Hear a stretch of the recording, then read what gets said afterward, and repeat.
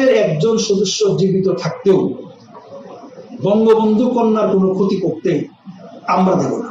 বর্তমান যে গণতান্ত্রিক সরকারের যে সরকার পতন ঘটাবে, ঢাকা মেট্রোপলিটন পুলিশের একজন সদস্য জীবিত থাকতেও এই স্বাধীনতা বিরোধীদেরকে বিন্দুমাত্র স্পেস আমরা দেব না, তাদেরকে কোনোভাবেই স্পেয়ার আমরা করব না। আওয়ামী লীগের লাঠিয়াল বিপ্লব কুমার সরকারের মুখোশ বচন। আওয়ামী লীগ সরকারের পুরোটা সময় জুড়ে অপকর্মের মধ্য দিয়ে সমালোচিত হন ঢাকা মেট্রোপলিটন পুলিশ ডিএমপি যুগ্ম কমিশনার বিপ্লব কুমার সরকার। সরকার পতনের পর তিনি নিরাপদ স্থানে পালিয়ে গেছেন বলে গুঞ্জন ছড়ায়। আবার কেউ কেউ বলছে ক্যান্টনমেন্ট সেনা পাহারায় আছেন তিনি। বিএনপির তৎকালীন সংসদ সদস্য জয়নুল আবেদিন ফারুকের লাথি মেরে ব্যাপক সমালোচনার মুখে পড়েন তিনি। যদি কোনো গাড়ির মধ্যে হাত দেন অ্যাকশনে দেবো কিন্তু। তোর অ্যাকশন তারপরে তোমার দাঁত ফেলা দেবো। কুকুরের বাচ্চা কোথাকার কি মারো এদিকে চলে না, এদিকে সোজা চলে।